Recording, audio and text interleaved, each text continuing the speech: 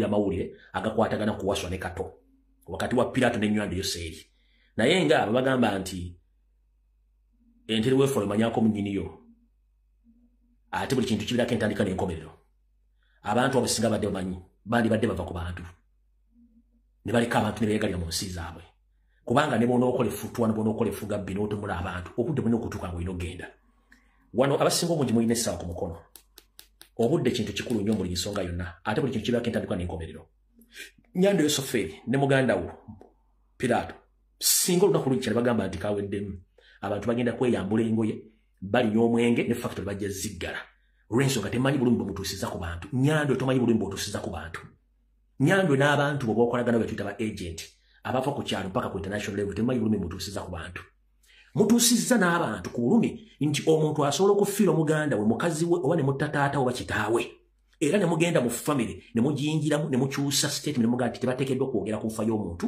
oba kyekyatuuse ku muntu boogezi nti omuntu yafudde eryefutwa n'effugabbi erisingako erisuulirulirangako nkiddamu eryeffugabbi obutujju sibuulirangako nti omuntu amala okuttira omuntu wo n'ajja mu makaago ne bakuwa instructions biki ebyokwogera n'ebyotalina kwogera ku muntu yafudde ne bakubulya n'omuziika n'essaawa zolina omuziikiramu ne koffini ne bagisiba nga tolina kulaba ku muntu wo bw'afaanana bwe yafudde basajjamu muli babi notta omuntu n'owamba omulambo gwe n'owa family instructions tokkiriza bantu kulaba ku mulambo gwe n'embawa n'ebyokwogera oli n'atuuka okujja okukola statement nga tekwatagana kiri ku ground basajjamu muli babi awo sigenda kulwawo buli obaka njala busindikira mwenna abaawulira video yange y'oku Lwokutaano olw'oku Sunday if I'm not mistaken ku Sunday ndowooza ku Sunday oba ku Friday simanyi between there najja nenkola program n'enfuluma information ekwatagana ku musawo yafiiridde ku ntebe odyoko nemba wa side yange nga bwe yali ebiseera ebisinga nze bwe mba mpadde information nji owninga information era ngisigaza nga nze omuntu wabula mulina bye mwalabye biwandiikiddwa ku mutimbagano nga biringa ebidifuzinga information yafulumye ffe tetuli mu lutalo na famire ya mugenzi tetulina mu lutalo na muntu eyawandiisa ebigambo ebyo wabula gye bujjako katono amazima gajja kwejjayo gokka okusinziira ku biki ebigenda mu maaso nkiddamu amawulire ge nafulumya ku nfa y'omugenzi na buli kimu nagasigazira weegali era sigenda kwogerako maliro ensonga nti bali bafiiriddwa omuntu waabwe siina interest nti bali n'olutalo lwerimu nabo nno nze nafulumiza information naye nkugambye nti information bo gye bafulumizza ku social media ne mu kusaba bagirizavinga nga bo naye information eriwo entuufu weeri era ng'ekwatagana butereevu n'eyange somehow nebyo sigenda bigendamu njagadde bategeeza nti nsigane right ku information yange olw'ensonga tukimete Museveni bwatta omuntu akyusa statement n'atiisatiisa n'abanganda obutoyogera ku nsonga z'omuntu aba afudde olw'ensonga baagala kuyisawo byabwe ekyo kiwedde njagala musharingire video eno president kati video etandise njala tandika ne security alert Mr. President Consulate oli bulungi je barako jotusaake engalo kaso kusooka nanjera okwebaza n'okuyozaayoza ku bantu olunaku olwaliro ozizaayo empapula z'omutongole nga olinze bulinzi kukwasa kaadi yakwesimbawo nga ku kaadi ya national platform ku kulonda okujja okwa 2026 yogayoga sebo n'abantu botambule nabo bonna okuba nti otuuse kukola ebyokuzaayo empapula olwaleero tulinze bulinzi lwagenda kukwasa kaadi ate zidde okulwa. Alright, security alert. Mr. President wonna woli Secretary General n'abakulembeze bonna abeera ku kitebe saako abakuuma ekitebe ekyo nkiddamu Mr. President Secretary General abakuuma ku kitebe security ekuuma ekitebe eno security alert yammwe mayinzi byange mbyogera kati ng'omusezi agula essiyani bwe bituukawo mba temumanyi njala bategeeza Mr. President nkusaba n'obuwombeefu ssebo okusinziira ku reliable sources ze nnina na buli kimu bomu zitandise okuvuga eyavugidde ku Kaleerwe n'eyavugira Munyonyo kati waliwo enteekateeka eya Nywande Yosoferi ne mutabani we nabyo byokwerinda okutandika okusembeza bomu mu ango ey'ekitundu ekyo mu location eyo basembeze bomu bagituuse okulira n'ekitebe n'okujingiza mu kitebe bomu ejja kubalukira awo olw'okuba nti kati wali vulnerable buli muntu ajja okuzza empapula ajja n'abantu be nga bw'ayagala abantu bakebereddwa n'emmotoka zennyini ziyingira buyingizi ku kitebe nga tezimaze kkereberwa So there is a possibility okuleta bomb ngeri mu motoka oba there is a possibility omuntu okujjanga azene bomb nga zene ku kitebe nakola ekyajabu ku kitebe kubanga mission ebagala gifula crime scene n'okuttira abantu. Lwaki kugamba ekigambo kino? From reliable sources, Mr. President jala ku informing and security team. Abasajja baplaninga kitebe kifula crime scene. Guno omulundi nsindika gwa kusatu ku security alert y'ekitebe. Abantu bonna abajja, I can confirm you, abantu bonna abajjanga sibalese forms, bate balese mpapula zizaayo. Nga bano bazze bawujjoonya abasinga obungi sibawagizi ba national platform. Abantu abazze buzi. Naye mugenda kujjamu abantu abakyamu abagala okukola ekintu ekyo. With the time Mr. President n'akakiiko akafuna ekitebe kino security mujja kitegeera. Manyi nti temusobola kufuna budde bw'analyzinga security n'abantu abali ku kitebe ssaawa ezo. Naye kusaba mufune information, mufune details, mufune kamera z'ekitebe mutandika kutula bantu abo one by one. Be mutamanyiiko, mutandika okukola kintu kya face recognition ez'abantu bojja tegeera abantu abamu nga temubamanyi tebabeerangako ku kitebe, tebajjangawo, tebabeerangako na bintu bya nuupu naye nga babadde access okujja ku kitebe all along bukyanga batandika okuzza n'okutwala empapula. Mr. President mutandika okunamu kamera since lomwa opening okuzza empapula n'okuzitwala empapula. Abantu bangi bazze ku kitebe nga tebabeerangako ba nuupu. Wabula nga bazze buzi n'ebigendulwa. Nkugambye there is a possibility okuleeta bomb nga bagireetedde mu motoka oba omuntu ng'ayingidde nayo. Tulabyewo kati abantu bangi ab'ebika bingi nnyo batandise okujja ku kitebe nga bajjira mu yeero gw'okuba nti bazzeeko kengiriza bazze kuzza mpapula oba okuzitwala. Awo wagenda okuva akabasa. So n'olw'ensonga Mr. President nsaba kutegeeza nti emmotoka zonna abajja ku kitebe kati bafune bazireka nga tezingidde ku kitebe. Emmotoka ebeyingira ku kitebe either nga ya mukungu wa kitebe ayatali ya mukungu wa kitebe motoka zifune gye ziparking nga teziyingidde. Otherwise bajja tukola ekyajabo bana abantu balina emu yaabwe eyokutukola ekikyamu. Olw'ensonga programu yabakati batandise okufunza bomu nga bazizza bazireetaano kumpi mu ange ekitebe gye kiri eri yabadde kamera bakukalira okutuuka ku kitebe olw'omu miles meka. Ye mission yayo baagala tandika kufunza ango engeri gye bagenda okuba mu bomu kati bagirese batandise ogisembeza. Bino byogera kula gye kwali Muhozi kwali, Museveni kwali, abasemwayi kwe bali, naba SFC kwe bali. Era kati baga kivubuka kibipamye. Nze ndi nadibanga mbidibaga. N'ekyo nakyo kidibaza olwaliro era kigende kiggwe wala. Ekyo nakyo kimaze kya security alert kati video mbutongo letandise. Video etandise etya. Ba comrade, mundabidde ebbanga ddene myaka kigenda mu 6 ku social media kuno. Sisitikenga ko mu video ya muntu comrade ye na blogger.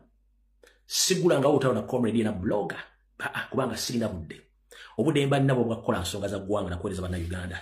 So no ensonga eyo ndo bategeeza abajja mu simu ne mumbuuzo wayo ne bigenda maaso byogera ko kibi please nabagamba nzi I own my information gye manfulumiza ne nkugamba nti omuntu bwafuluma information eba tenkwatako eba ya muntu eba yagifulumiza. So entalo zone zigina maaso social media nziraba ne ndi responsible about those verbal wars.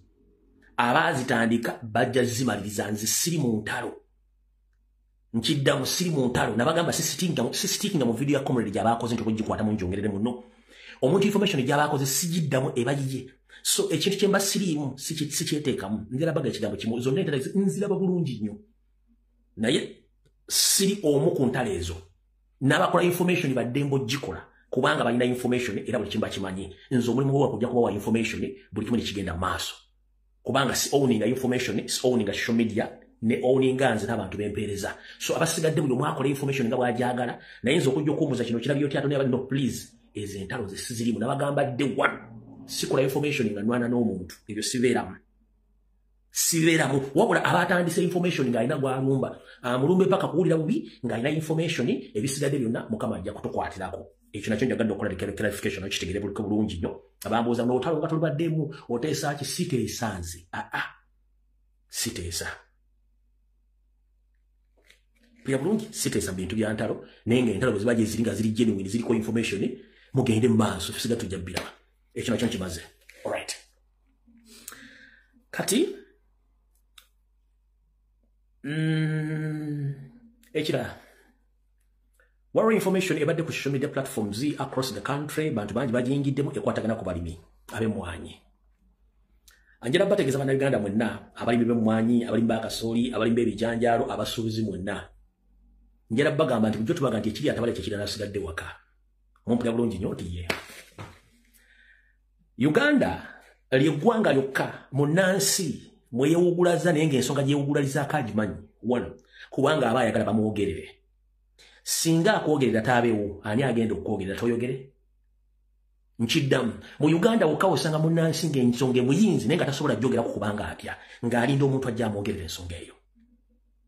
Ladies and gentlemen, njala bategeeza kasooli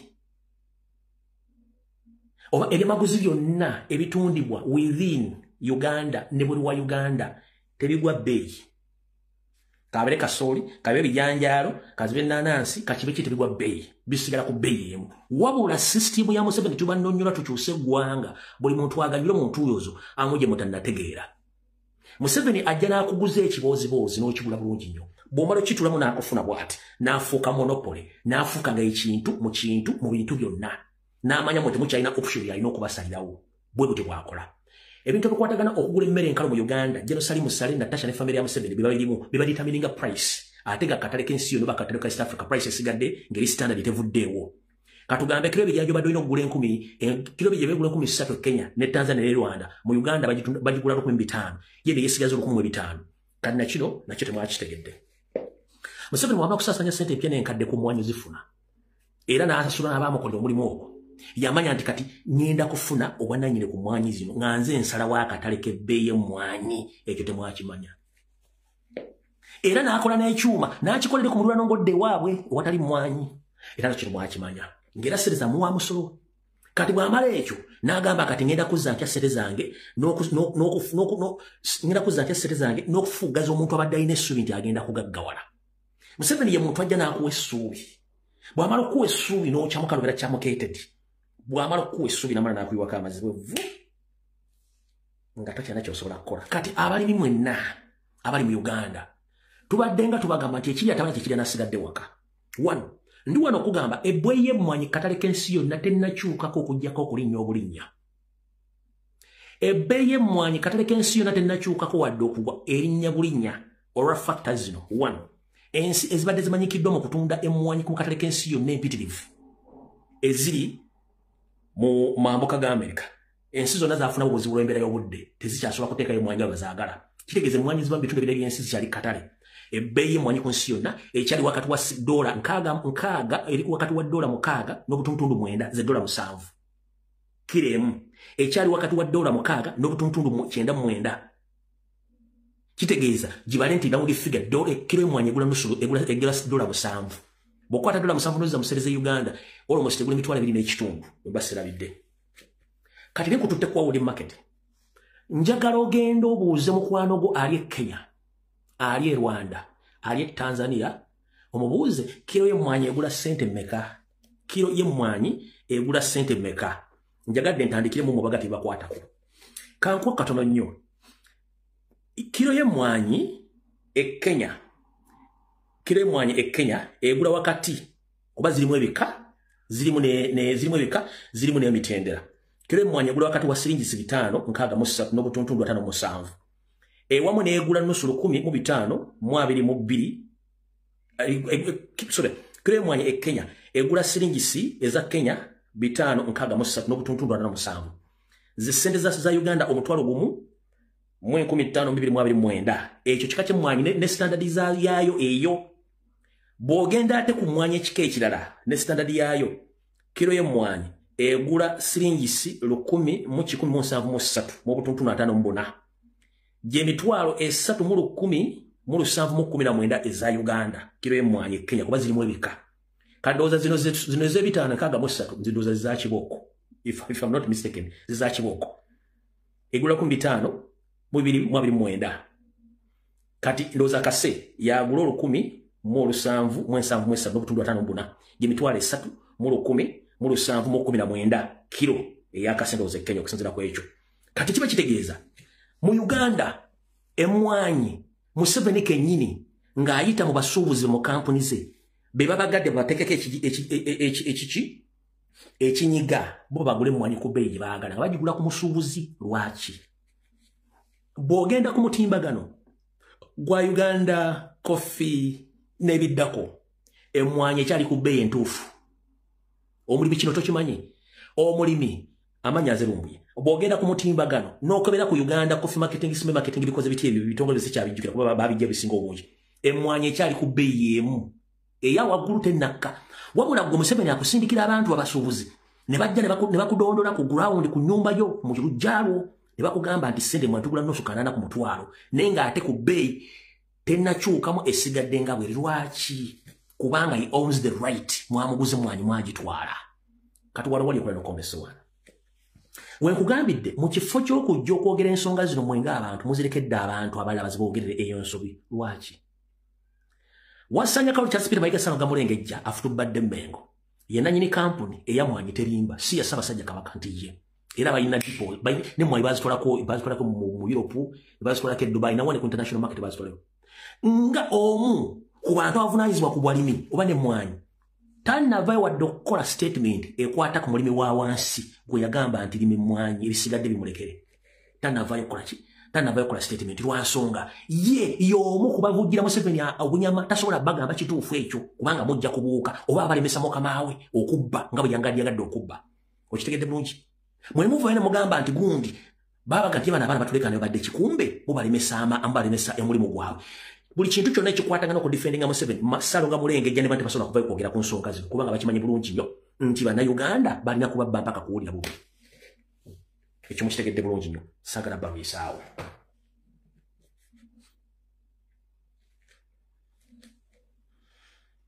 ndowooza katutandikire wa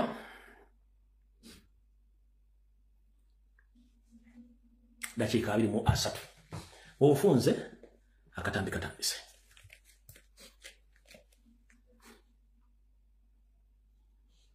gwe comrade ali wano ampuliriza olwaleero omukulembeze wa National Platform nga tolimu mbaliga Mr. President wonna wali Kyagulanyi Ssentamu bannayuganda mwenna njagala bawa omulimu guno buli omu ogenda gwetegereza lw'ogenda okutegera statement gye nakola nti bannabyabufuzi abamu balina kufa eggwanga Uganda okubeera nga lifunye emirembe nkiddamu buli munnayuganda nkuwadde omulimu awuliza akatambi kano lwaleero naye wonna akamalira ng'okkiriziganyiza nange nti bannabyabufuzi abamu balina kufa okununula eggwanga Uganda kati mpuliriza njagala nnyo okuva olwera ennaku z'omwezi 25 mwezi ogw'omukaaga 2025 owulize ebigambo Mpuuga byagenda okwogera kigambo ku kigambo nnyukuta ku nnyukuta Mpuuga byagenda okwogera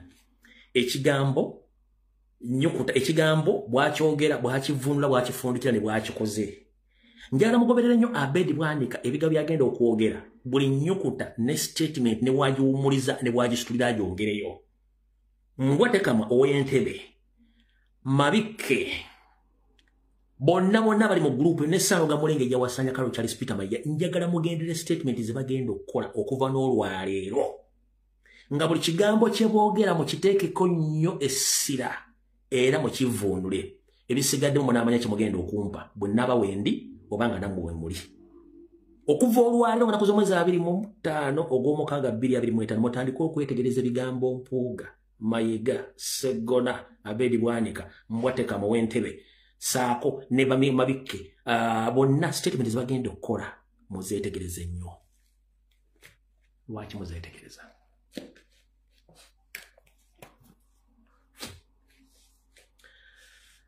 okuva nava ku mutimbagano lw'Essande abadde bankubira essimu mbadde mbagamba omutwe gwe gwetaaga okuwummulamu era nga nina embeera gye mpitamu etali nnungi olw'ebigenda mu maaso mu ggwanga bitya ekigambo kye bayita Ssengava avuddemu okimanyi ye kwe kubeera mu kintu n'okiddamu n'okibeeramu n'okiddamu ng'oli awo ozungirawo tova mu kintu naye nga waliwo akuteeka mu mbeera eyo y'embeera egenda mu maaso g'obufuzi bwa Uganda lwaki amazima gali nti nga bwe najja njogera emyaka 5 emabega nga njogera ku Mpuuga n'akabinja ke ekituufu kiri nti abasajja bano babi Mpuuga oli mubi Sseggona oli mubi Abedi Bwanika oli mubi Kakembo Mbwatekama ow'Entebbe oli mubi Mabikke oli mubi Samuel Waterloo oli mubi era mu deserving okufa bino ebigambo nzo byogedde bobanga mukyala wo kwali kuno muganda wo abaluganda kone mitungo bawulya video bawulya mu yagambye gondi baffe I don't care kubanga nawe nafa sirumanyi wawula njala bagamba abantu bano ba deserving a death amanya gawe gamenye lwaki obusibe obuli ku bannayuganda okubonaabona okuli ku bannayuganda okubbibwa okuli mu bannayuganda obutali bwenkanya okuli mu bannayuganda okukuba ku mataka okuli mu bannayuganda n'abantu batuuka okutta abantu batandika obutayobogerako kikibase kituufu byonna abantu bane becontributinze okuba nti badde bakolera Museveni kati wulira programs ze balina against Robert Kyagulanyi Ssentamu ne National Platform Sako People Power very soon. Exokerada mukulu Vice President wa Kyagulanyi Vice President wa Buganda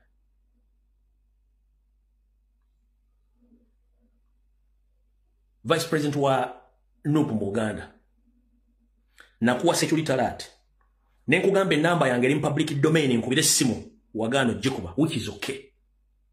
Watch out your movements. Muwanga Kivumbi. Vice President wa National Platform Uganda Muwanga Kivumbi na kuwa information nenkuwa security alert. Nenkugamba njagala confirming information gye nkuwa mu sources zange ngagweke nyiri okoze research wagano okukube simu yange public domain. Ngalali sala kiteka mu public. But kansubire 1 week back either Mpuga oba Bedi Bwanika wawe yakubire simu ngabagala bakusinkane. Esimba aji kuba baliruddawa. Esimba aji basokola bakube simu ngakuzo mwezi 19 omwezi guno. Bali wa Muhoozi. Mu meeting. Ne baddamu nga 2 mulu mu kwa 2 baji kubanga bali Kisozi. Muwanga Kivumbi oli musajja muna Uganda. Saagala otuukeko obulabe. Wabula njalaga nti abantu bodiringa nabo tubamanyi. Bakuwire simu n'ogaana ogikwata. Kyebali bagenda okugamba ala yamanyi. Wabula nkutegeeze simu eza omanyi abasajja abannayuganda banyooma. Kasita kijja nti ani ayogera nti abali ku mitimbaga. Atebana kibatuga. Njala kuga abasajja mwe muli safe nga muli mu parliament. Ani abalume babakubirayo emiggo. That means you are not safe anywhere. Fena bannayuganda tuli safe okujjako nga Uganda yonna eno n'oddwa. Ekyo nkigambye. Era kijja kunze. Owekitiibwa Zaake Francis Butebi. Naawe toli safe. Oli ku list egenda okidnappingibwa very soon. Zaake Francis Butebi. Oli ku list egenda okidnappingibwa very soon. Okujja nga bakijjeewo. Omukyala Goreti Namugga.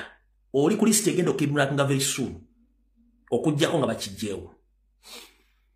Secretary General Davis Luwongoya anytime nawe bakwagala okukidnappinga. Nenga information etwa kidnappinga yabadde mu meeting eyatudde wa Muhoozi ngenda kuzomwezi 19. Nga bagala kukola addition ku bantu bali makomera. But fun enough katika bikuse. Mpuga na Mapuga. Meeting gye mwabadde mga 19 mu makaga Muhoozi. Muhoozi yakubuuzizza nti bitwako tuba byonna biriruddawa wamuzeemu ki. Wamugambye nti bye mwatuma ebisinga obungi mbikozi wadde mbiganya okukola. Nti tasiki gye mwasooka okumpa eyokwawulamu ekibiina nkyalinamu small obstacles. Oba nkyalinamu ebikyannemesezaamu ko katono. Naye kyensobodde okukolako kwe kwasaganya sente ze mwapa ng'akosa ne security organs baani okugula emisango security team ya Kyagulanyi yonna eri mu kkomera n'abalala be tukyagala okukwata. Ennaku z'omwezi ziri 10 eziri 25 Mpuuga kuno kwoli. Mpuuga Abedi Bwanika ne Ssaako ne Mayiga mwe mwali mu lukwo olukwata mukyali mu lukwo olukwata abaana ba Kyagulanyi bonna bali ku security team nga 19 mwali mu meeting. Part of the money zibakuwa gwe mulimu gw'olina okukola era ogukoze. Ompulira bulungi nnyo. Part of the mission abantu bemenya wano essaawa zino benva okumenya wano. It's part of your plan okubakwata. Ku ssente ezo ne mission gy'olina. Kati mission endala yeeruwa muwulirize bulungi nnyo. Mr. President manyi kuno video kwoli oba olukiiko olufuzi olwa National Platform kuno ku video kwemuli. Mumanyi lwaki abantu bonna abadde spot on ng'abadde badiringa n'Empuuga baakomawo.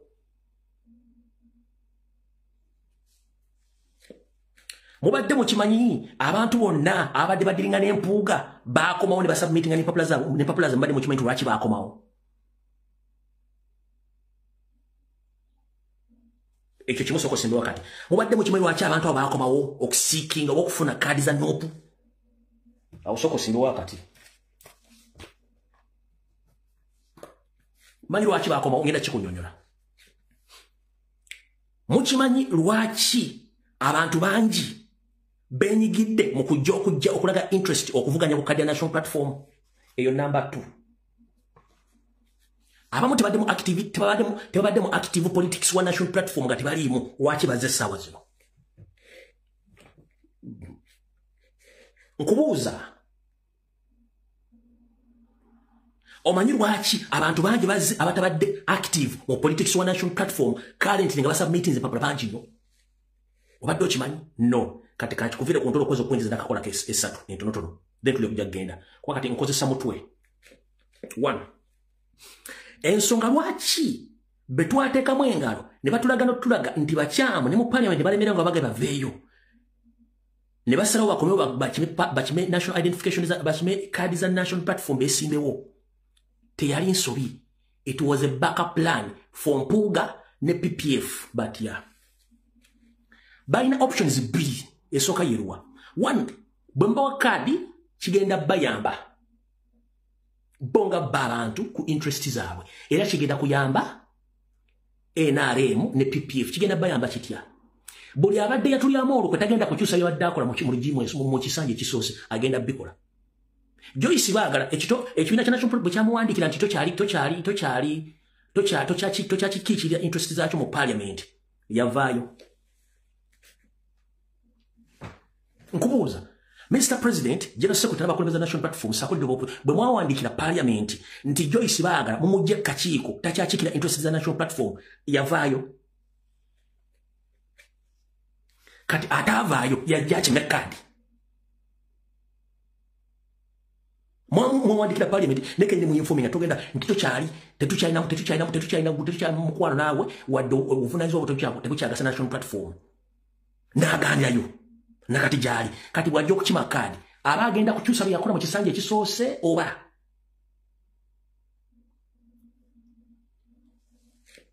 n'abala bonna kati nkuwadde kya Joyce baagala n'abala bonna baza okukima kadi bonna nga bali mu group ya Mpuuga they are not going to change their missions and their behaviors towards national platform babalekayo nga babakozeseza emirimu egi either giri emirimu egi nkugambye bagenda kuba nti singa badde babawa kadi bagenda kuddamu bakole exactly kye baakola mu kisanja ekisoose bwe mutabawa kadi Mpuuga ne PPF bagenda kuba welokaminga bonna naye ng'omugambo ogugenda okusalwa tegumanyi gwasobola ku Idi Amin Dada omugambo ogugenda okusala nga mubamye kadi tegumanyi gwasobola ku omugenzi Idi Amin Dada bagenda kutoka omugambo era Mpuuga abalinzi okusinzira mu meeting eno yagambye Muhoozi please give me small time within a period of 2 to 3 months I'm going to divide national platform once and for all. Let us just wait. Either they will give my agents cards or not. If they don't, then they are going to break our way with a huge number of people and leaders. Nchogedde mu Luzungu. Mpuuga yagala mukama we Muhoozi. Nti amumpewa akaseera ka mwezi gumu kwebiri. Mukabanka katono ngenda kwawuluzamu ekibiina ekyo nga bwe nali nkipulaninze kitya. Nti bali abali essaawa zino benasindikayo be bamanyiko ne batamanyiiko singa bamakadi bagenda kukwatagana mu nnamba ennene n'abantu baabwe basale bajje beegatte ku ki ku PPF oba ku DF. Do you copy that? Lwaki nkugamba ekintu ekyo? Abantu bangi abazise okukima kadi za national platform nga tebabadde mu active politics wa national platform ani abasingise sente bazigyewa. Kyovola nali sabye president mu bibuuzo bagenda okubuuza nga bakaba kadi bateekewo financial lifestyle y'abantu abo ey'emyezi 6 okuva olwala okudde mabega oba omwaka gumu.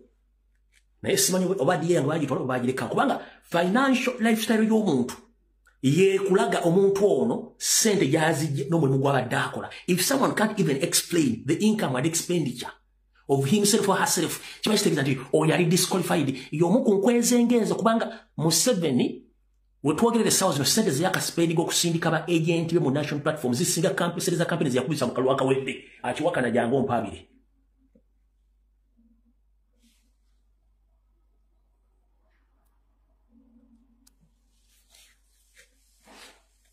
Sente Museveni ne Sale Musale Anita Amongi ze bakateeka mu bantu baabwe abazze ku kitebo okuleeta empapula okulaga okwagala kwabwe zisinga ssente zebateeka mu kampeyini z'omwaka oguwedde ez'akalulu akawedde ekyakiwakanya genda okibuuza omuntu akola statistics mu byobufuzi ajja kubuulira kwata amaaso kwata omutwe bw'obuuze bano bonna abazze babadde nga luddawa nga tudimandinga Victoria ffe bano bonna abazze tubadde tubanjanga free political prisoners babadde luddawa nga tekulyanyiga bazzeewa lwaki bazze essaawa zino ng'ekintu balabe kiyidde babadde nga luddawa eyo n'abatalinyanka ku kitebe nga gwadde omulundi ogusooka okujja ku kitebe baavuddewa waliwo n'abantu betumanyi nga bikonwa byabufuzi bamaze mufuzi emyaka 34 nga bazze ku national platform where are they coming from and why are they at this particular moment show up at national platform kubanga temwagala kitegeera kati nkibagambye ekyo mukitegedde bulungi bano bonna bateeketeeke lwaki system ya mpuga ya breakawe eri gye nabagamba emyaka 5 emabega tenava bagirindidde wano bagiri system ya breakawe ya mpuga bagirindidde wano according to information gye nkuwadde ne gye ngenda okwongerako breakawe bagirindidde wano eri yonna twaje kuba ne beebuzaabuza nga bafuka bana mu G20 abali beebuzaabuza baba tebajja ku kitebe ne mu activities tebajja kati bazze essaawa zino eriyo n'abaavuma president mu ntandikwa nga twakava mu kalulu nabo bakimye kaadi essaawa zino ne weebuuza bakimye eki kitegeeza mission weeri nnene nnyo ekyo maze kitegeera bulungi nnyo lwaki bazze na mission kije balina ne mbagamba breakawe mpuga agirindidde wano kati dayo ulirize bigambo mpuga byayogedde nga gulawo ekibiina kye Masaka okwate bigambo bya Abedi Bwanika byayogedde bagula ekibiina kye Masaka then yogera kufuna information entuufu ku byenjogera kamalo kulaba basobola okufuna ku video za Abedi Bwanika zokka ze njagala yoke yabwanika njagala osooka okola ki alright yino tugenda kuba tuyingiza bammemba abapya kubanga bangi batusabye dda bakuba amasimu beetaaga okuyingira tugenda kuba tulonkinga cards eza DF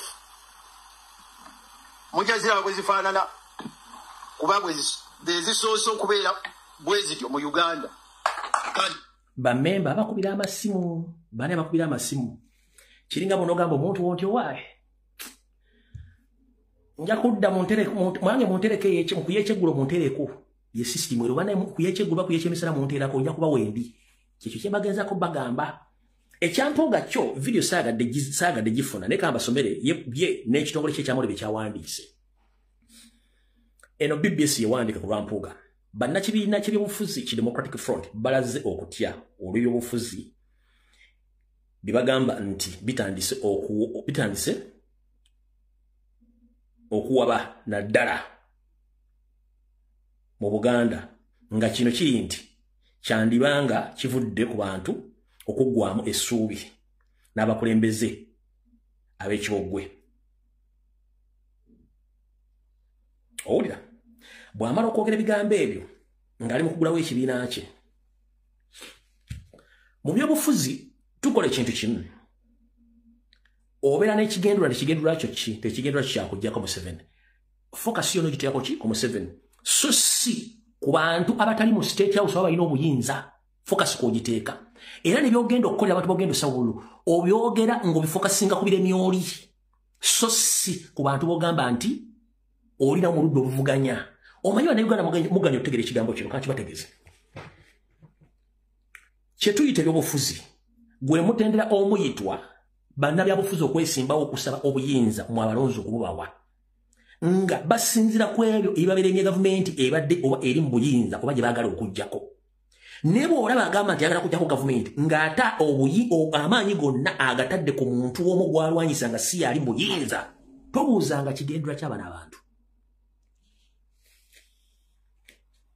tobuuzanga kigendera ky'abaana abantu kigendera kibe eki kulwanyisa bano bawoolye ekkubo akole ki ayitewo kiringa munamusindika emmotoka mwena baga musindika emmotoka nga muli babega emmotoka egende mu maaso ne wabaawo ate abeera mu maaso g'emmotoka ye ng'agisindika agizza mwe gye mugisindika eve kati mpuuga ne banne gwe mulimu gwe bakola ebyo bago badde bakola ebbanga lyonna kino njagadde ekinyonyola bampuliriza olwaliro nti mu politics tewali alina bwannannyini mu politics no Politics gwe mutendero muyita bakulembeze. Abajja ne baga kino kitugenda okukola singa mutugo obukulembeze. Kati mu abalonzi ne musala mu obukulembeze nga bagenda kosesimbiza muzomu gw'omusolo. Wabula abakulembeze bese bisinga babeera balwanyisa gavumenti eriko eveeko. Kati omuntu yenna bw'abanga tagenda kulwanyisa gavumenti eriko eveeko ng'ate yalina alwanyisa gavumenti. Manya nti oyo abatalwana gavumenti eri eveeko aba alwanyisa bano abaagala gavumenti eveeko esigaleko kubanga bo gwe mulingo bazanyisa. Nkuwadde ekyokulabirako nti emmotoka bwe etubidde mu kaseerezi. Avuga emmotoka eyo afuna abantu amusindikirako ngere emmotoka eyo bagisindika jijja mu ntubire eyo edde esomoke. Era ebiseera bisinga amaanyi ag'okusindika tugassa mabega oba mu maaso kisinzira emmotoka gy'eredda. Kati wanga amaanyi mugatadde mabega nga musindika emmotoka eveewo ne wabeera abali mu maaso ng'ate bagisindika bagizza gye muli kitegeeza emmotoka tegenda kuvaawo. Kati abampuuga be bali mu kikola nga kino kibali mu kwogera essaawa zino. Oza mutegedde bulungi nnyo. Awo tuvuddewo.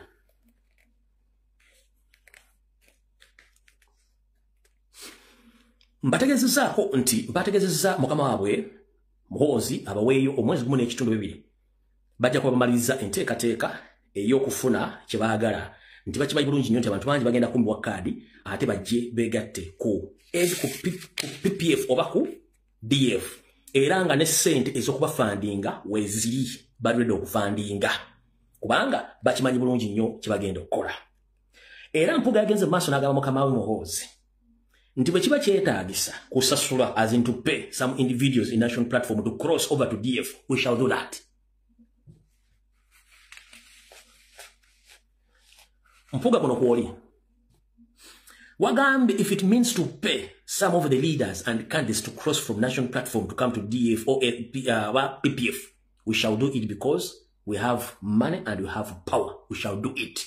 Yagambe nti bwe kiba kyetaagisa kugulayo betuguze era tujja bagulayo bajje batwegatte kubanga sente tuzina era tuba funding kuba kye twagala nti by nagamba nti after 2 to 3 months nga tumaze okwawulamu abantu bano, it will give an opportunity to Museveni to win these elections, and after elections Nuupu will be no more. Oyo Mpuuga nga wagamba bamwemu akaseera kano mwagenda okufunda batagenda okuwa kaadi n'abala baguleyo. Wabula nti kijja kwangula Museveni okuwangula olwokubagenda kubeera confusion ne oluvannyuma lw'akalulu yamuwadde assurance nti Nuupu tegenda kubeerawo. Oyo Mpuuga yayogera ne mukama we Muhoozi mu meeting ye19 gye babadde. Tugenze mu maaso.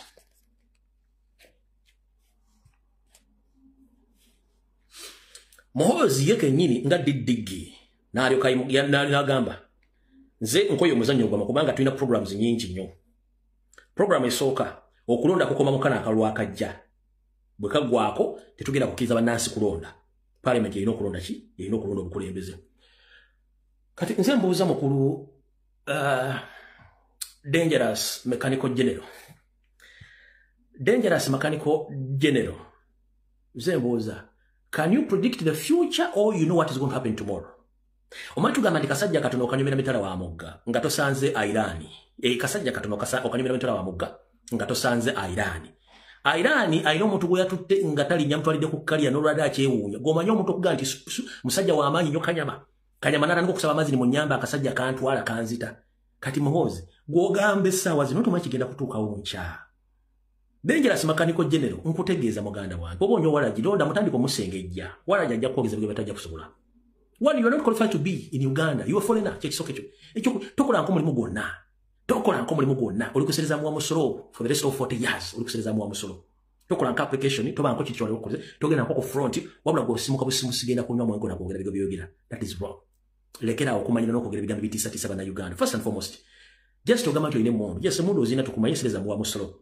Ne wano kitegeddeko nti singa obuyinza bukera ne bukuvaako Muhoozi abantu basobola okusanga ne bakujjamu engoye ne bakuma kuombuyo mu bipiira nga tokyalina muntu asobola okuga nti asobola okuprotectinga. Watuddeka omutwe gwo n'otusuulira tukulinga embuzi esabalavu yabitanga n'otulako watif ekintu kikyuka essaawa yonna from now ne bankwata ki ekiyinza okuntuukako. Bakwata General Gaddafi Minyawo ne bamuteeka bamusanga mu kituli. Akaana akamukuba essasi nga akaana temuli. Gaddafi eyalina squad y'abakyala bali ku international level abasentendeke bakomando naye gwe anywa n'alangayira otandika okutiisatiisa abantu mukubanga oyina emmundu wali weetaddeko n'otuuka n'oluga naye singa essaawa zino buyinza buvawo essaawa zino ngenda kubeera wa kansooka kunyorega sinagenda mu information yange wano bwe mutaleka ggwanga kukyusa buyinza mu mirembe bire mugenda ku face bwe mutaleka ggwanga kukyusa buyinza mu mirembe nga bannansi beetwala obuyinza obwo wano already kati musa faces mwenna eggwanga mwali wa Banyarwanda ekyo kina clear view. The indigenous serving officers in UPDF, police, army, in SFC, they know that we are dealing with the Banyarwanda who come afraid to be Banyankore. That is 100% we know. If you know what you mean. I think it's chimki chasura government is easy. I think what you mean to walk about Temusola Kola, Temusola Woman, Temusola Kudukanya Chintu Chona, Temusola Kola Chitunga to what by indigenous. It is a Chika Kumachanga by indigenous, one of the government here, nothing can prosper in Uganda. Olaba kati bakyalimu era ebintu bitambula bulungi kati kiki kigenda okudda already musa faces that muli Banyarwanda memwa wambe gwanga kiki kigenda okuddako ensi etegedde buli muntu ali mu government buli muntu ali buli gwanga tegedde tudinga Banyarwanda. That is it. Second, mugenda kuluzinga buli property eri mu Uganda. Mugenda kuluzinga buli property eri mu Uganda. Mugenda kuluzinga buli property eri outside Uganda, including Africa and in the western part of the world. Lwaki omuzungu yakola system n'omuwarabu yakola system. When you still hold the power, he welcomes you with a clean heart kubanga yayagala sente amanyi nti sente nzire. But time wejja ng'obuyinza bwaweddeko omuzungu n'omuwarabu agenda kugamba, you know what, according to the international laws, I'm very sorry, I can't host you, and whatever you're asking for right now, everything is invalid. Because the new government in your country is having here an embassy, is having consulates. They are going to start questioning us, our involvement in the previous regime. So we are very sorry. Unless you can tell us the income and expenditure of all the properties being claiming here, including hard cash on those accounts. Chibuzi bagendo bagamba nga tokyalina access ku property yonna keberi mu America, keberi mu Africa, keberi mu Uganda, nga ne mwayiteresa buli omu yadduka yakuba siriki nga ne mukulesi mtasola jikwata. That is a fact. I think kigenda kutuuka very soon. Sente ziri ku offshore accounts za mwezo zonna zijja kusizingibwa nga temulina access wadde efuna ekikumi ate fane enough temusobola kudduka na boxes za sente. Mbuuza lwaki ensi zonna zina financial control units is managing ensimbi ku point of entrance nga n'amateeka gali gye gaga nti oteekeddwa okuyingira mu nsi yonna n'omutwalo gwa ddoola ogwo ng'atomaze ogwangira ku migration n'obaganze ne sente zino ziri mu kubanga amateeka g'ensi yonna ensi ezimu zikoma ku 15 endala ku mutwalo. Bwe munaa mudduka mugenda kuyisawa sente ezo.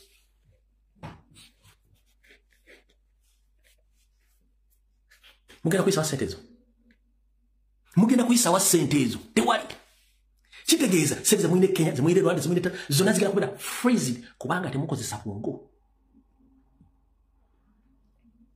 Mobutu Sese Seko was a banka kiki yaleka ku nsi buli kimu kyagenda Mugabe buli kimu kyagenda.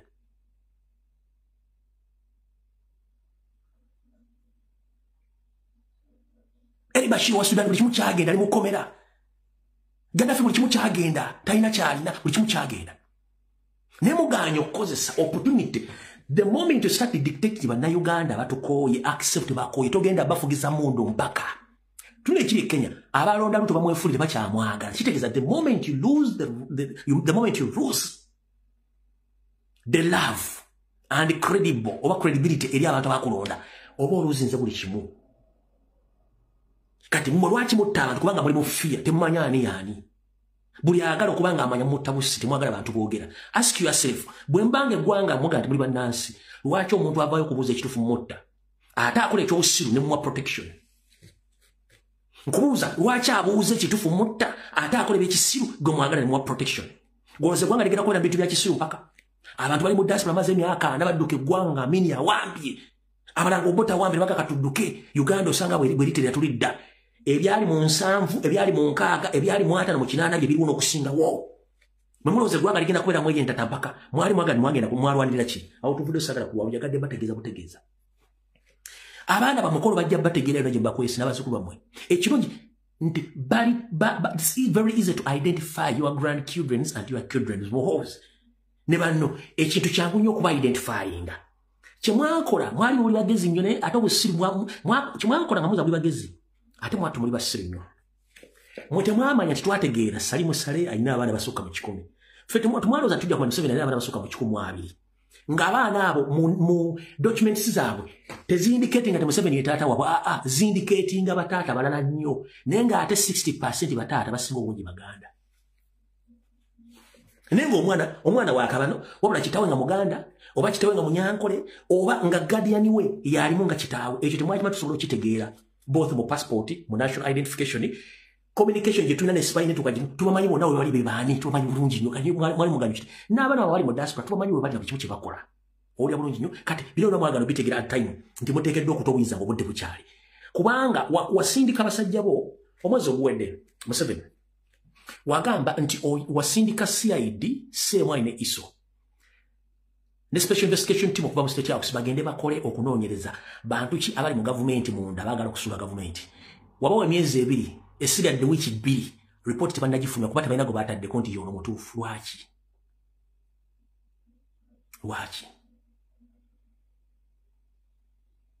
kubanga tebaliwo tojja baraba ninga weebali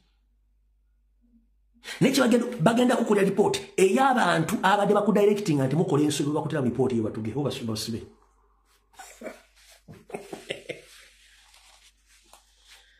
buli muntu yera ali mu government ng'abadde ayogera mu office kino mukikoze bikino kikyamu kino omuntu ayogera mugenda bagenda musa mu report bagikuleetera otandika obatugomuko naye nga baagala okujja okugamba nga bali mu government mu tusobola bategeera kubanga report ejja ba indicate nga kutugenda balabako lwaki ekintu kituuka nga kikooye bwe kikoowa eri abaagala okivaamu baleme kufiirwa na kuwaŋŋanguka nyongera obajjukiza etteeka lya international oba amateeka ga Geneva Convention omukulembeze yenna abadde mu buyinza nga musibira mu bbwa family abooluganda okona emikwano bonna tebafuna asylum mutegedde omuntu nga musirikale wa police wa prison government official nga badde mu regime ebadde mu badikiteeta tafuna asylum mu nsi yonna kebere Kenya tasobola gifuna ekyo mukyerabidde ekyokulabirako abasajja baliko mu police during Kayihura regime abatta abantu omu yagendako e Canada ne bagenda omukebera ku gogo mivuyo nga yalimu bamusindika ddadde Kampala omulala ali Netherland Budaaki eyo mumanyi bulungi nnyo Siraje Bakaleke ali mu nsaago naabo nalinganga ebiyenje bibafuyidde dduumu mwina live example Siraje Bakaleke yali akuba ekikalu nga alina olubuto yenanyira omutwe gumulinga watermelon yakava mu nnimiro nga bagisizeeko obutu bava ginazaako ng'anyirira osobola okulula Basiraje Bakaleke kubanga yatuuka e Netherland muga please anti Siraje Bakaleke yegwe ne bagenda ku Google ne bateka Siraje Bakaleke kifaananyi kibiyo nga kinyirira bwe kitingayo nga ono si gwe Siraje Bakaleke kati etteeka lisoma nti omuntu yenna nga obadde oli wasangangako manya mu poliisi tolina kyosobola kukola mune tuyambedde wammwe nga talina kyasobola kukola kati tuswigiri muzeeyi tuswiriri emuhoozi kanyongaba kitaawa myaka gimugenzeeko ayinza noffe ekiro geneti bawo myaka naawe gikugenzeeko mwatuddeko ne mutunuulira abaana bammwe ne bazzukulu bammwe bagenda okulaga kuba kati ffe abanansi tuwanansi yaffe okuteera amateeka na biragiro tetulina gye tulaga naye mmwe abadde mu kutulugunya abantu mulina questions to answer naye nga temulina budde buno mulowooza mulina amaanyi nga temulina maanyi omwami ono gwe baleese mu kooti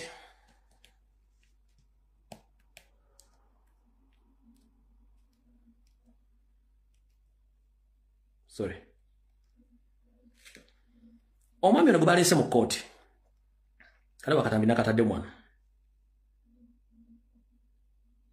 nza kuba nakadelitinze mwe nkudelitinga sina nkwatira nsawo jenda kajeemu ekyokulabirako gayi gwe baleese mu kooti bayita minana musajja muganda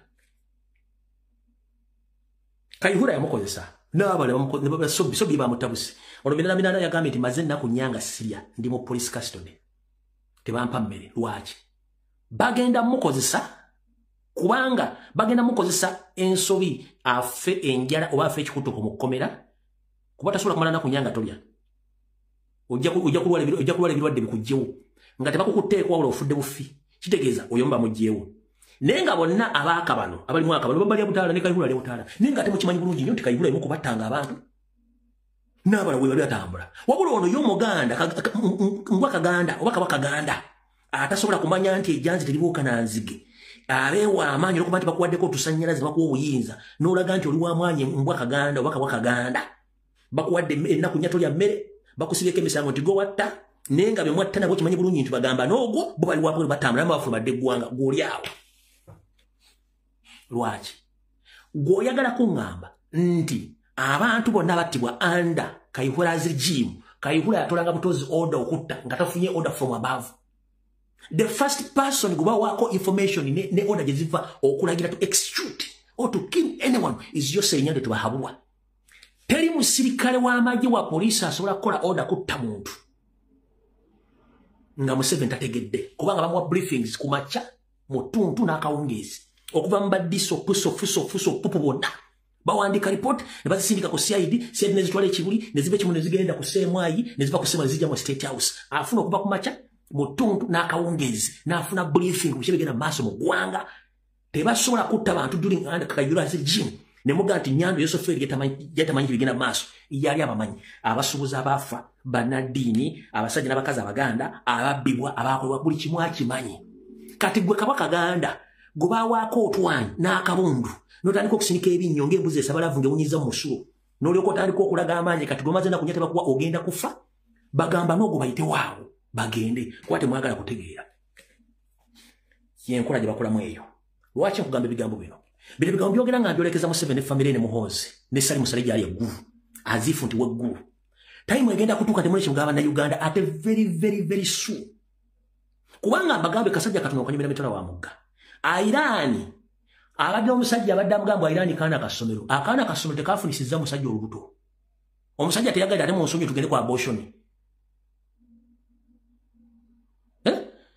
bulijjo banyoma kasajja ka Irani akasajja kamufunisiza olubuto ate n'agamba ne muntaasa olubuto tulijjemu akasajja kandi bubi esawe muyinde mundu muyina amaje sagenda tuka nga musaba na Uganda basivili muwa injazika kungwezo braza nkweka akaawo ninga gobadde ne mundu gobadde ne balaxi gobadde ne tocha chemba wabula ng'oyagala olugwe lwenyamba denga lunundu kuwe nkutaaso gye mu uniform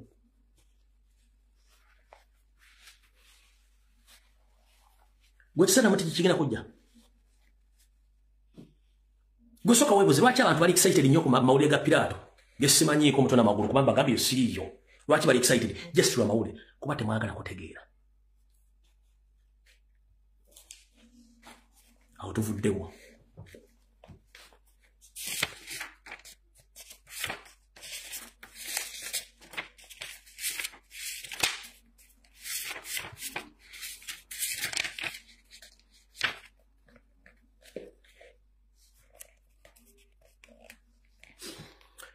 Mr. President Bachagulanyi Sentamu buno obaka njala obuulirize bulungi nnyo kakusigira ekifaananyi ku kyabadde mu meeting bampoga gye babaddemu ekisozi ne mukama waabwe Nyandwe ne Geneti ne Lwabwogo gye babaddemu bye bateesezza birimbi kugambye kati kankuddemu na bino mu meeting eyo bo mbo bali comfortable nnyo nebigenda ogenda mu maaso first and foremost ekigambo protest vote kyoba kito kiwulirako era kibatiisa naye bagenda kikola batya oba okukiyo okulwanagana nakyo one ndoza mwalabye Kijambia Christopher Damulya nga bamukuzizza naye neyewaana imagine naye neyewaana akatambi nkyala kalina muno aliwa Kijambia oba nina mudelitinze mayinza mukudelitinga sina nkwatira nsawo Nzo kuba na mujem. Mbudeli tinga teri ankwatira nsawo. Ndakonyeza kuba na mujem Kijambia. Minga yabadde muno. Na mujem ala kali musimu eri endala. Mujem. Na mujem Kijambia. Nenga yewanyi bamongeza amadala. Lero mulimu gwakoze bulungi nnyo. Wabula nga afundikira nga agamba tebagenda kukkiriza bantu kola fujjo na kutabangula gwanga nga ye wali nga akulira ebyokwerinda omupya nga akulira mu poliisi bw'atyo yayogedde ye omukulu oyo Christopher Damulya kati bagambye bati bakulyetinga ghetto structures okubayambako okulwanyisa abavubuka bonna mu bitundu omuli Kampala, Mukono, Wakiso, Entebbe, Masaka n'Embala saako Jinja. Janet ne Bawe saako ne Muhoozi bagambye nti we shall deal with Robert Kyagulanyi Ssentamu and his people, or the so-called Gali, we are going to put more emphasis and more deployment across Kampala, Mukono, Entebbe, Wakiso, and Jinja. Kibagenda kuteeka wekyetaagisa wonna budditacho bw'enjawulo. By the way, for information, ababeera mu Kampala district yonna abamu kimanyi bulungi nnyo nti waliwo budditacho butandise okubeera mu bitundu byammwe nga budditacho abasirikale babeera mu ngoye za bulijjo naye ng'era ebizimbe bizimbe birireetedi ku state bakeera ku makya ne badduka loodi waaka mu ttuntu akawungeezi bwe batyo babeera omusote mubeere nga mukimanyi ekyo mu Kampala almost deployment mweri n'emundu bazina bizimbe ebyo mwe bali tebabeera mu ngoye tebabeera mu uniform babeera mu ngoye za bulijjo abali mu Kampala Central mukimanyi bulungi nnyo abali mu Kampala Central aberubaga abemakindi abenaka mukimanyi bulungi nnyo nti ditache ezo mwe ziri ewakiseka eringa kuseka hospital mwe bali omwo kiseka market mwe bali emengo wano ku Rubaga Road kuchambuka echambuke wabakuli ku Nkulunge yamuka wabakuli wali Kithende waliwo ekizimbe kya Kithende waliwo n'ennyumba waliwo ne hotel bali ya tini efunza ya waliwo ettaka tini efunza lya baliko ne hotel yawo kati ekizimbe kisimaliwa kikyaliwo nenga mukimanya wantu awo abamanyi ku wali Kithende College kati waliwo ennyumba eri awo ogatteko n'ennyumba hotel ya kinyefunza awo nawo we bali waliwo kati tachi kabwe kubateekawo Emengo we bali Mondeba mwe bali Kato we bali Makinde mwe bali bagenda bateeka buditachi wantu wona so kino kibogerako kibagenda bakitadde mu nkola wona kibagamba nti bagenda ko saka okuleeta amagye nga gakavalize face zaago nga bagenda kubambaza nga batiisa kino mukitege bagenda kubambaza nga batiisa babadde nga ali ebintu tebitategeera nga bitiisa tiso kuba bagenda kuliployinga bano nkino bagenda kere kikola olw'ensonga nti bakimanyi nti abantu bano bagenda okulonda bayinza obutava ku police station wabula muhozi yagambye bagenda ku making sure buli amalo okulonda bamuziwe by all means obayagala batoyagala bagenda kubeera forcefully evacuation of all voters after they vote. They're going to be forced out of the station, of the polling station. Ekyo muhozi yakitadde mu kulagaba buli muntu amalo okulonda alina okudda ewuwe by force teri kuyimira ku polling station. Bona n'agamba nti abantu bano bava ewaabwe okulonda bagenda kusinkana amagye gano nga gambadde nga galina okwambala okutiisa ne baba bava okulonda nga badde ewaka abantu banasinga bajja kuba batiisa kino kigende why katudde waka nga mujimbe babyogere mutudde waka naye that's not the case. The case is nabasomesa nti Museveni ne banne bakozesa akakodya ako kutiisa kwe kudiployinga amagye buli wamu okubalaga nti basobola okubatiisa n'ekyo si ekikulu kiri nti bwe tuba tumaliridde bano abasajja ekikutegeeza nti bo bennyini babatidde bw'obanga oli muntu nga wasoma amagye era nga oli Munnayuganda kiki ekikwambaza akakookolo weekweke bw'obanga tuli muti mugane byokola tebiri mu mateeka kitegeeza nti bo bennyini ng'abasirikale balina fear factor nti we shouldn't be recognized.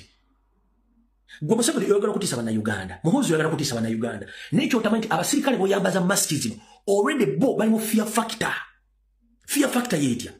If I'm a UPDF serving office over SFC nga ndi Munnayuganda, why should I cover myself from the public? Kitegeeza abasirikale be bali mu kutya mu kusookera ddala. Manyi mwe muzannya libansaako ne muza tebategeera. Abasirikale bennyini be mwambaza obukookolo be bali mu fear mu ntandikwa so si ffe mwe muli mu kutya. Kubanga singa nkugwako ekiyifuyifu n'enkujjako akakofira basa kutegedde era basobola kutegeera gwani ne famire n'egitegeera n'abaana bo kitegeeza mwe kennyini abasirikale badde mu fear factor yeewa yeno omuntu yenna abaganda tuga nti akatali kabba magumba oli osula mu mulyango yes bwe mbanga sitidde kiki ekinyambaza akakookolo bwe mba sitidde kiki ekinyambaza akakookolo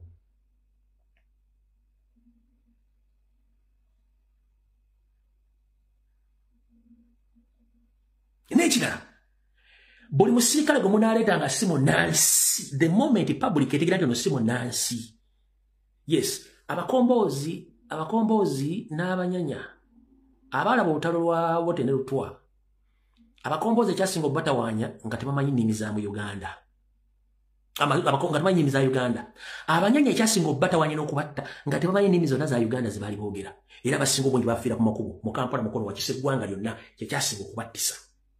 Kati nammwe muleesa abantu bammwe tebali part of the community singa tunadetectinga nti abantu bano si baffe omanyi ekigenda okuvaamu ebintu bino mukola mulinga bali ku ssatula y'obote enkadde na bote gye yakolanga ebintu by'ekisiru mu bitibiro y'obote tuleeta abagwira babeerewo nedda moment munnansi ategera nti bano abantu si baawano bagenda kufa nga biyenge ekyo muganga ekitegeera nti fear factor yammwe kennyini abasirikale si yaffe ffe tusigala ffe sinzigule nyambadde biniigira byange ngenze kulonda mala okulonda sivaawo gwe kyaki kwambaza akakukola nga totidde ekyo tekivudde koza mukitegedde bulungi nnyo ekyo ku kitebe okuteekawo bomu buli kimu kyonna nkibagambye kubanga baagala kola kibagala gifula crime scene awo nawo tuvuddewo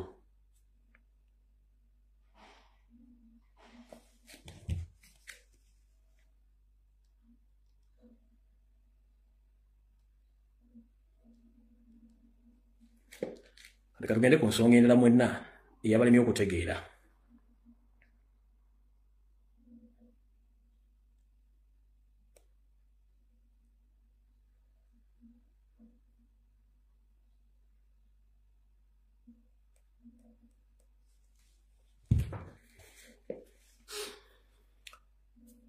akalulu kano ketugenda bwe kalaba kabaddeyo Mr. President mpuliriza bulungi nnyo wano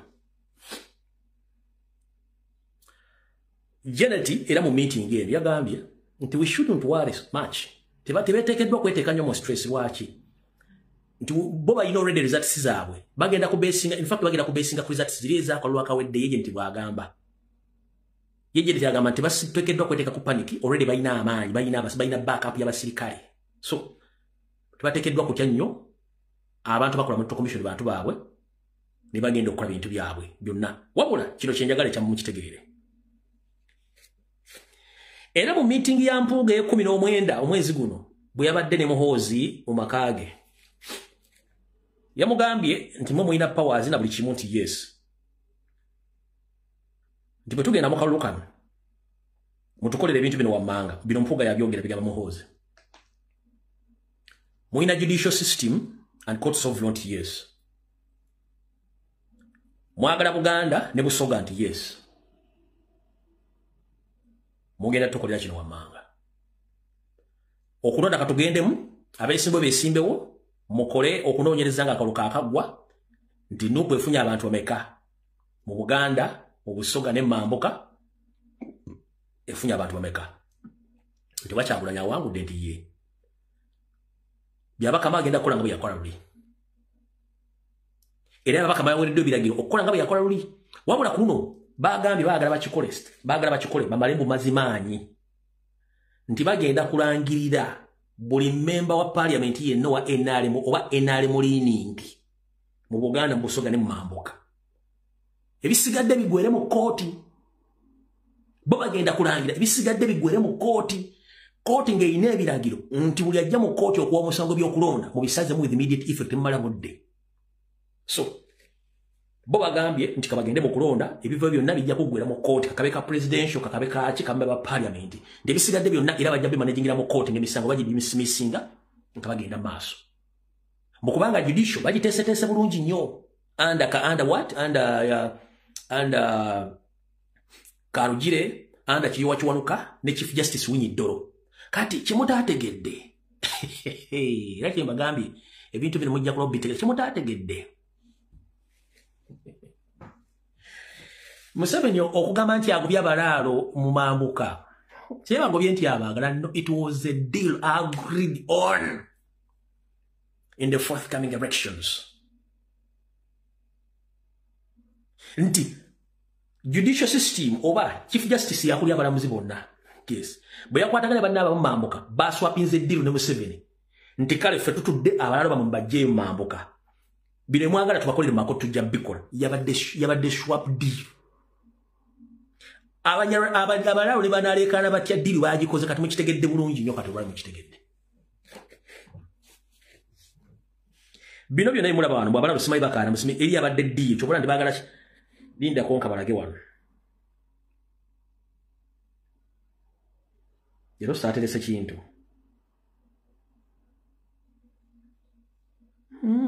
nkabala lukalazeewa saaterese kintu ndeke naye kale kambalage kano nga abalalo balajana kano your jobs, you're so quiet and protecting our jobs. We are here protecting our jobs, not cows. Protecting because the school fees. All responsibilities to the job. You are business, German. You are business, German. President Museveni. Nzengo mwana omuteye yakare. Kweka yiride. Nsobara no kufukamira bafukamire. Nzengo saba president we gwanga. So hot. We are so hurt. If we can struggle as youth, then you let us down. In Uganda, you got to us down. Only a few people, Chief Justice, Oranya, and Otono, or something like that. Don't go over or don't go to. But just after elections, are they called elections or votes? Whatever. President Museveni took a listen to us. What you would check Gambia? For them, they're after elections or votes. What a statement you know, so account educated cow, you was a Ganajan Gede, or you take a swap to the Jabakus. Nkakudem otegere jukira bema parliament bonabo nabo mamboka NRM ne sali musale babagula bonna opposition babagula ne badda ku side ya opposition isigadde wano mu Busoga ne Mbuganda mpozi ne bitundu bya mamboka eyo gye baganiddeyo nkakudiremo kawulire nga akyogera. Protecting your jobs, you're so quiet and protecting our jobs. We are here protecting our jobs, not cows. Protecting because the school fees. All responsibilities to the job. You are business, German. You are business, German. President Museveni.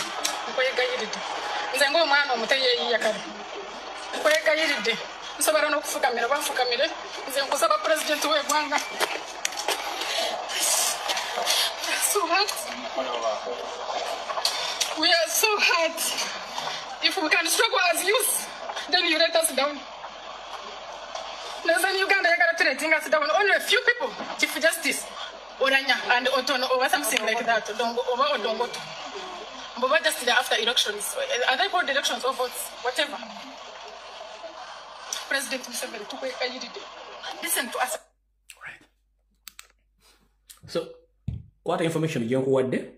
Uli de bihogo, nga iyo bihogo ewayo information entuufu oli okotegeere swap deal bwe yabadde.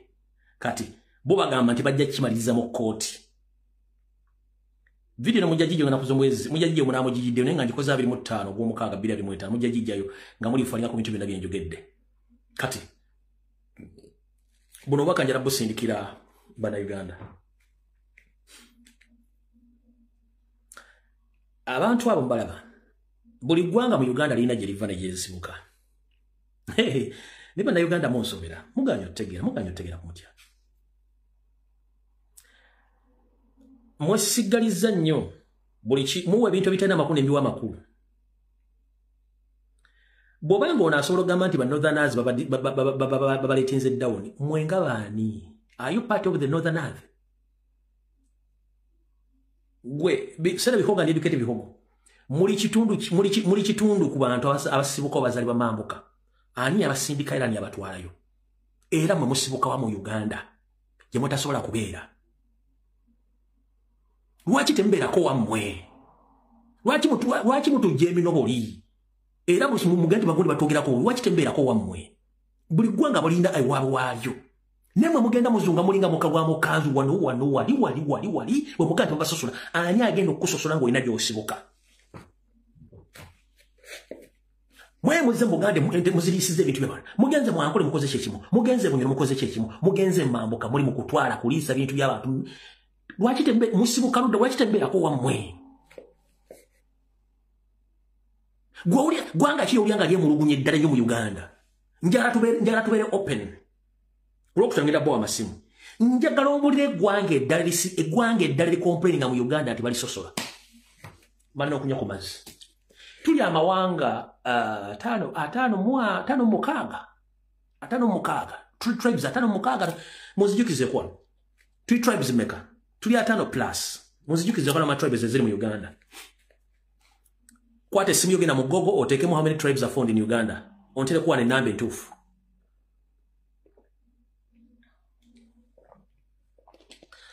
Aine simu yokubiri genda ku Google otekemu nti tulina mawanga amekaga sanga mu Uganda. Yangu tulina obudde butono nnyo.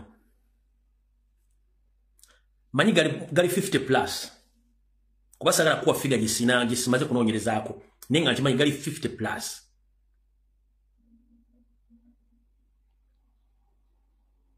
Yes.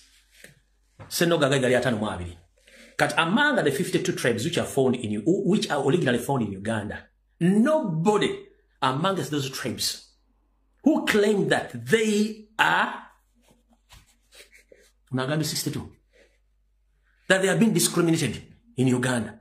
56 tribes, 65, whatever it is, Gasu Kamo 50. But nobody amongst those 52 or 62 tribes who ever come out to complain that they are mistreated or they are not allowed to do any activity or any financial activity or anything in Uganda apart from that tribe. That they are discriminated. No one amongst those tribes, but this tribe, which give themselves importance every time whenever they are. But to sosora atasimebichi, please, mutu yambe tuli busy nyo. Mwange temusobola kujamba ato mudeke wamwe. Wachi mwa self importance.